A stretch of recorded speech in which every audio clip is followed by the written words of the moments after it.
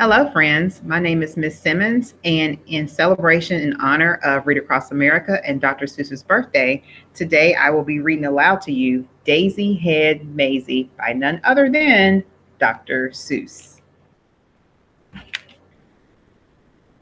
Daisy Head Mayzie by Dr. Seuss.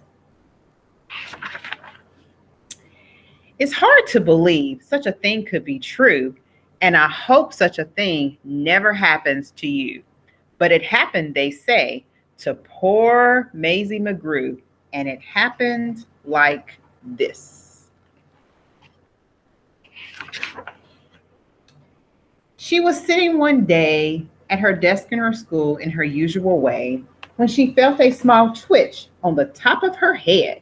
So Mayzie looked up and she almost dropped dead. Something peculiar was going on there. A daisy was sprouting right out of her hair.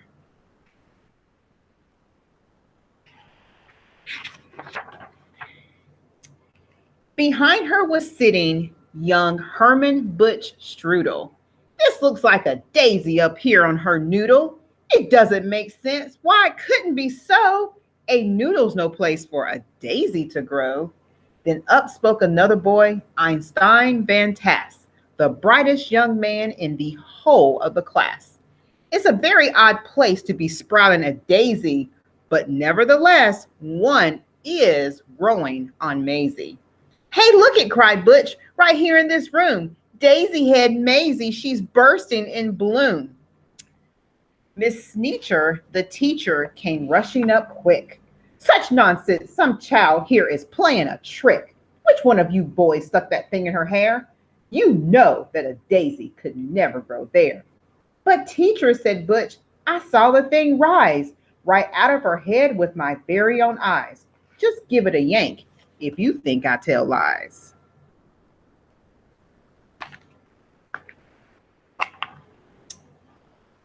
But Miss Sneecher had heard quite enough of this talk. Mayzie, hold still. Let me get at that stalk.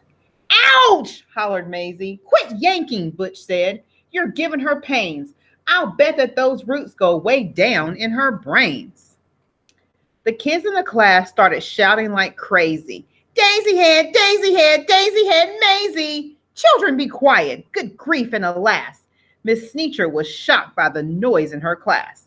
I've taught in this room 20 years, maybe more, but I've never seen anything like this before. I'll have to report it. You'll just have to come to the principal's office and show Mr. Grum.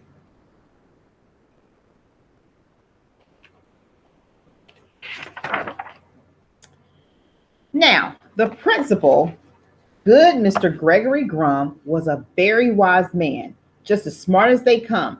He knew more than anyone else in this nation about long division and multiplication.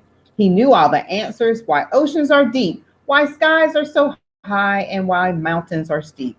He should have the answer to this thing on Mayzie. My word, he declared, it's a genuine daisy. I've seen them quite often in fields growing wild, but never before on the head of a child. Now, what in the world ever made this thing sprout? I have no idea, but I am going to find out.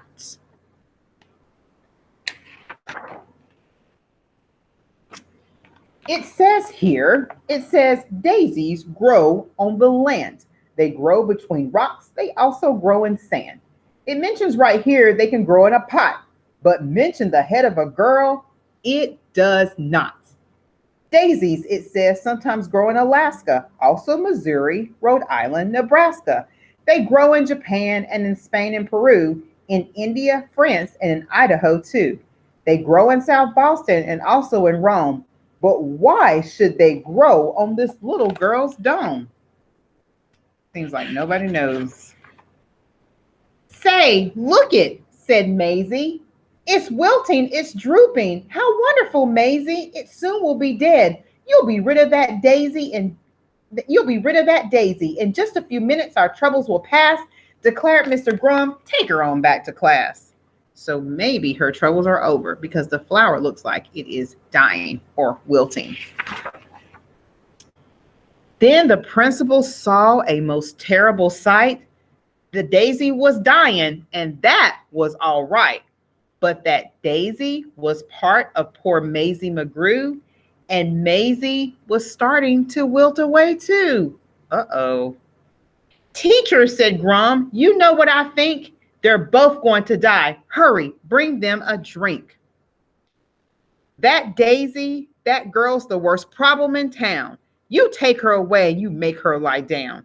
You lock her up tight in that room down the hall. There are quite a few numbers that I've got to call.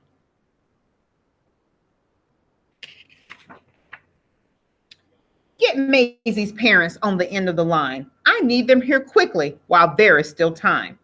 On the phone, Maisie's mom asked, what's all the fuss? Then, goodness to Betsy, I'll catch the next bus. A call to the shoe store reached Mr. McGrew. He answered while holding a customer's shoe. Yes, this is. Oh no, I really must go. So her parents are now on the way to school to check on their baby.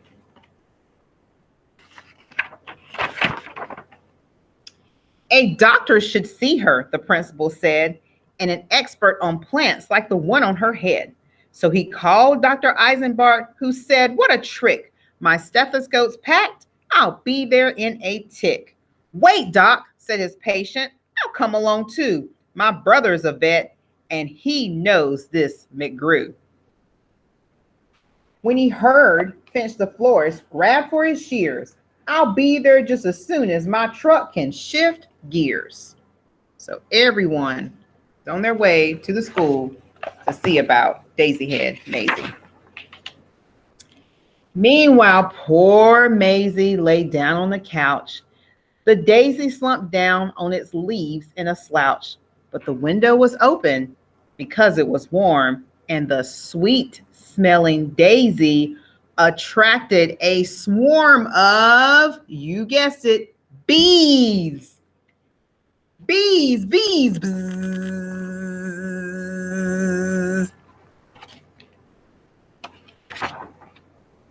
The faster she ran, the faster they flew. So Mayzie kept running. What else could she do?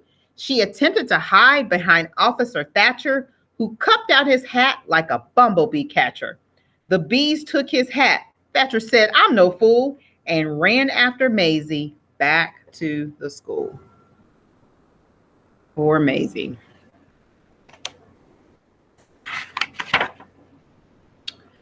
Principal Grum didn't know what to do. It's worse, cried Miss Sneecher, much worse than we feared.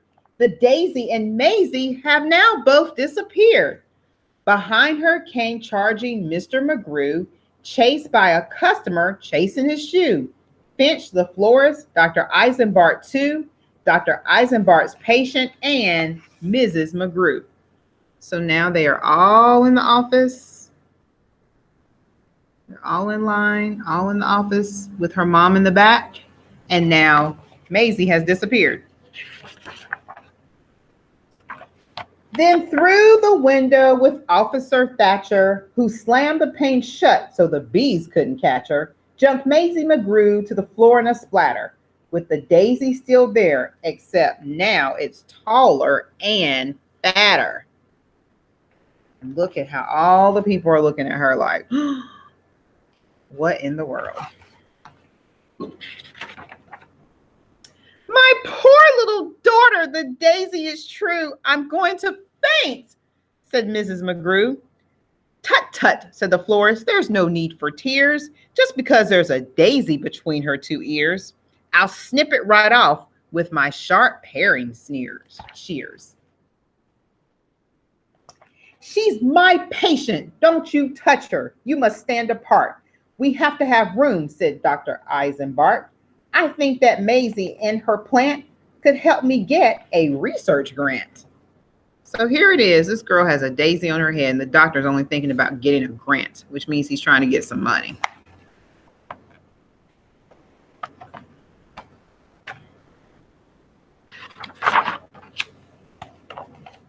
Then the door opened wide, and the mayor stepped inside. At meetings and greetings, there was none to compare. He was best at long speeches chock full of hot air.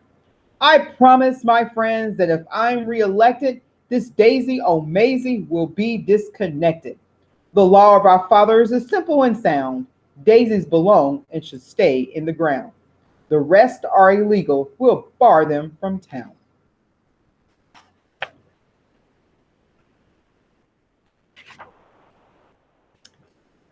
From the back came a voice, sometimes loud, sometimes slick, of a wheeler and dealer who knew every trick.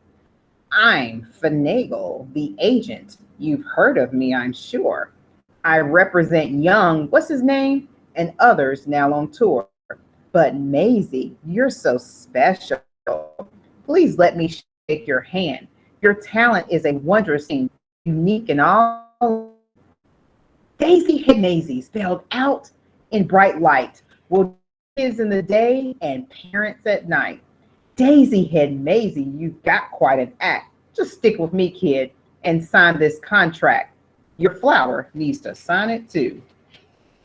Now, do you think Daisy needs to sign this contract with this little slick man?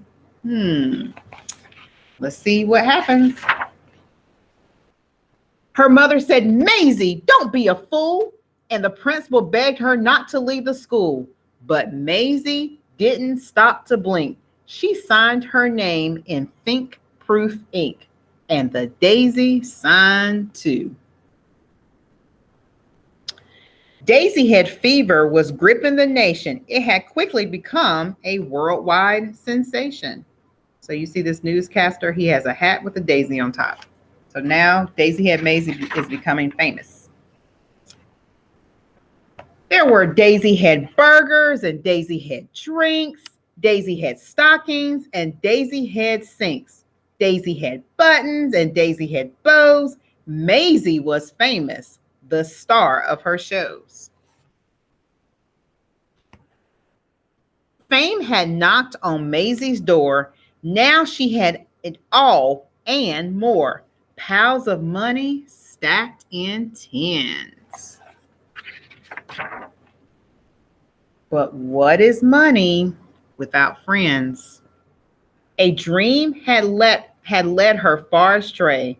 That was the price that she had to pay. So it was not a good idea for her to sign that contract. Mayzie McGrew ran night and day, nowhere to go, nowhere to stay, because she was sure that everyone must have written her off in total disgust. Over and over again in her head, these are the words that poor Mayzie said. I can never go home. Nobody loves me. Nobody loves me. Nobody loves me.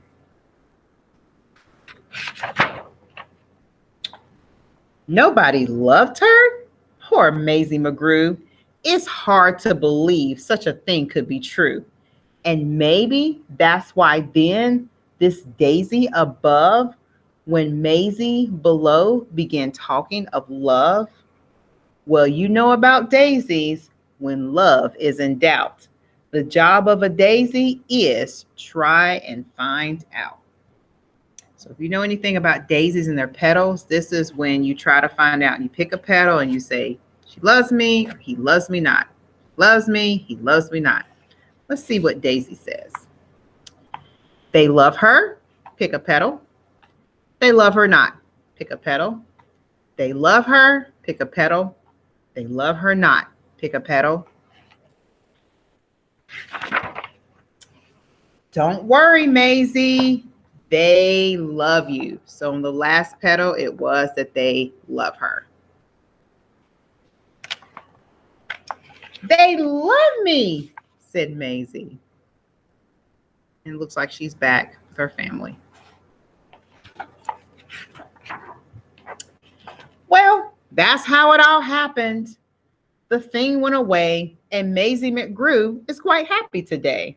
Back at her studies and doing just great in all of her subjects in room number 8.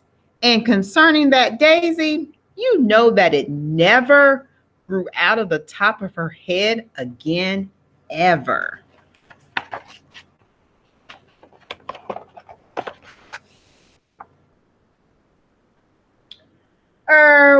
So it practically never popped up there again, excepting occasionally, just now and then. Ting!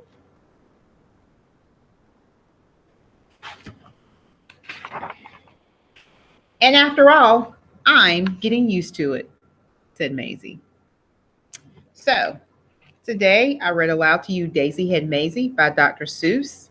And what are some Dr. Seuss books that you like to read? Thank you, my friends, for listening. Bye bye.